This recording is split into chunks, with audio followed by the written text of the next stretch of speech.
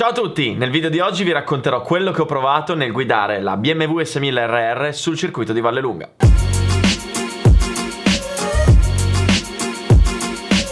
Ora, se non avete ancora visto il video, l'ho linkato qui sotto in descrizione. Comunque, ho provato la moto del BMAX Racing, invitato dal gruppo dei P-Star da Vallelunga, e purtroppo dopo 12 giri un guasto mi ha fatto finire nella ghiaia. Ecco, questa esperienza di guida è stata più o meno come quando al liceo hai la prima fidanzatina, no? Quindi iniziate a uscire, si va al parco, gelatino, cinema, bacino, finché a un certo punto la inviti a casa tua e lei dice ok. Allora inizia a verificare che sia tutto a posto, sistemi la tua camera che di solito è un cesso, verifichi che tua mamma non sia a casa quel pomeriggio, quindi sia hai casa libera. Bella lì. Arrivate a casa e cioè tutte e due non ce la fate più, quindi vi saltate addosso l'una all'altra, iniziate a spogliarvi, non capisci niente, non ti arriva più sangue al cervello. Dentro di te dici sì, finalmente è arrivato il giorno, finalmente è arrivato quel momento, finalmente ce la sto per fare. E senti girare la chiave nella serratura. Entra tua mamma. Ciao Alberto, oggi ho finito prima dal lavoro e sono tornata a casa. Perché proprio oggi? Perché? Ecco, questa più o meno è stata la sensazione.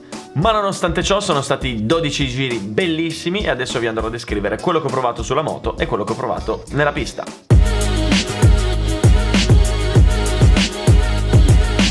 Allora, vi ricordo che sono un amatore e non un pilota. Come ogni tanto qualcuno dice oh, si sente un pilota quello. Ma cioè, lo dico 1000 volte che ho appena iniziato. Quindi quello che vi descriverò oggi non sono i pareri da collaudatore della MotoGP, sono pareri di una persona qualunque che prova una moto da corsa per la prima volta.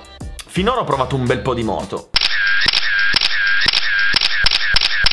ma la BMW era l'unica che mi mancava. Partiamo col dire che è la prima volta che guido un 1000 da gara. Ora in realtà ne ho già guidato un altro per un prototipo della GPM Racing, ma per 3 giri non ci ho capito niente, quindi la differenza che ho sentito subito è che le moto da corsa sono più dure, più nervose, più reattive, mentre invece le moto stradali sono un po' più morbide, un po' più docili, quindi bisogna dargli del lei a una moto da corsa le prime volte. Pensavo che salendo su una moto da corsa si sarebbe subito andati forti, invece no. La cosa più sconvolgente è il motore. Allora, questa moto è preparata a centralina ed elettronica HP4 e ha 204 cavalli alla ruota. E questo in che cosa si traduce? Si traduce nel fatto che in quarta piena apre il gas e si alza davanti. Cioè questa moto impenna in quarta i 200 all'ora. Questa moto inoltre aveva il cambio elettronico in salita, quindi tenevi il gas spalancato e cambiavi le marce senza frizione, mentre invece in scalata non aveva il blipper.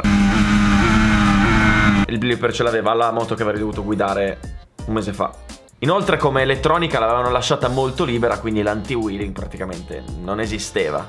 Per chi non sapesse cos'è l'anti-wheeling, è un sistema elettronico che evita che la moto impenni. Quindi non so se vedete le MotoGP quando escono dalla curva, che sono col gas a manetta, con la ruota leggermente alzata davanti, ma non impennano. Ecco, quello lì è l'anti-wheeling. Che ad esempio sull'R1 stradale che ho guidato era impostato al massimo, quindi facevo così e la moto faceva tutto lei. Quindi praticamente qui con la BMW l'anti-wheeling questo qua non è il comando dell'acceleratore, è il comando dell'impennata, capito? Quanto ai freni ci hanno messo su un impianto della Brembo e prima che succedesse il patatrack, raga, frenava come una bestia. Cioè, veramente dovevi stare attento, se no ti cappottavi in avanti.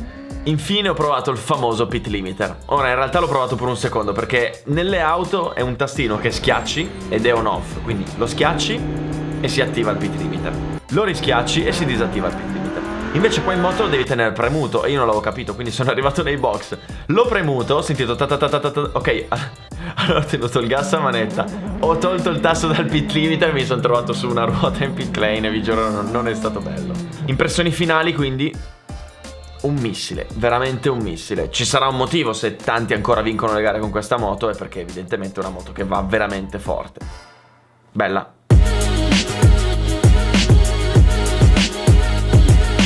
La pista non l'avevo mai provata ed è fantastica. Allora, le prime 6 curve sono la parte più bella in assoluto. Sono una goduria fuori di testa. Tu praticamente esci dall'ultima curva, ti trovi su quello che si chiama rettilino, ma non è un rettilino perché non è dritto. Quindi ti devi portare subito sulla destra, terza, quarta, quinta, e poi hai questa curva verso sinistra da fare in pieno, così hai 250 km/h. Allora, vi posso garantire che dopo 12 giri io non me ne sono reso conto, ma guardando il video l'ho capito, non riuscivo a tenere ancora il gas aperto al 100%. Perché tu sei lì, sul rettilineo, con la moto che si muove, che devi spostarti a destra, poi andare a sinistra, ai 250 all'ora, l'anteriore che si alza e... Non te ne rendi conto, ma chiudi. Si arriva poi alla curva più da pelo in assoluto, il curvone. È una curva che si dovrebbe fare ai 220 km/h, che è in pendenza. Quindi tu quando entri dentro senti una compressione della Madonna che ti schiaccia contro la moto. E... wow. Poi quelli che vanno forte a metà del curvone sono già di nuovo col gas al 100%. Io ci stavo ancora prendendo le misure. E uscito dal curvone, spalanchi tutto il gas e devi piegare a sinistra per una leggera curva a sinistra. Ed è una cosa tipica di Vallelunga questa, di uscire dalle curve e poi avere un'altra curva di là. Ed è bello, è veramente bello. Perché tu sei giù in carena, sei tutto rannicchiato lì dentro la moto col gas a manetta e devi girare. Uscito dal curvone poi arrivi a una frenata abbastanza impegnativa e hai questa doppia curva verso destra che cioè non ha pendenza, praticamente è un muro. Se tu la vai a vedere dal vivo è un muro, quindi si fa fortissimo. Cimini 1, Cimini 2. E la cosa bella ancora una volta è che quando esci dalla Cimini 2 di nuovo sali una marcia, full gas, ti metti in carena e hai una curva verso sinistra ed è la cosa più bella, la cosa che mi è piaciuta di più in assoluta Vallelunga questa, ovvero questi cambi di direzione a gas pieno dentro la carena. Sono una goduria. Ecco, usciti dalla Cimini, tu praticamente sei full gas, qui lo privo tutto veramente, e hai la moto dietro che pompa un po'. E ancora una volta, quando sei su una moto da corsa, dai gas e senti dietro che si muove, è una goduria immensa, immensa. C'è questo lungo rettilineo poi, dove ho avuto poi l'inconveniente tecnico. Ecco, qui la difficoltà è che hai sempre il sole basso davanti e non vedi dov'è la curva. Inoltre scollina leggermente, quindi non sai mai dove frenare. Devi cercare dei riferimenti che in realtà non ci sono. Quindi c'è poi questo curvone verso destra, la Campagnano, che è una curva dove l'anteriore spesso ti dice ciao. E si arriva alla Sorate, un tornantino verso sinistra lentissimo. Ecco, io lì al secondo giro ci stavo lasciando l'anteriore. Perché? L'ho capito solo adesso il perché. Perché è la prima vera piega a sinistra dopo 8 curve. Quindi arrivi alla Sorate che hai la parte sinistra della gomma che si è raffreddata nel frattempo, perché non sei mai andato a sollecitarla. Quindi ti ritrovi con la gomma sinistra fredda e la quantità di cadute di anteriore in quella curva è... Si apre il gas per pochi secondi per poi frenare di nuovo, affrontare questa curva a sinistra chiamata trincea. Qui chiaramente io andavo piano, però chi va forte, la cosa bella è che esce di lì sempre su una ruota. Vengono fuori delle foto pazzesche. Si entra poi nella parte più lenta di tutta la pista. Curva verso destra, un tornantone lungo chiamato semaforo. Curva verso sinistra, tornantino lentissimo. Lì hai costantemente la sensazione di cadere, talmente si fa piano.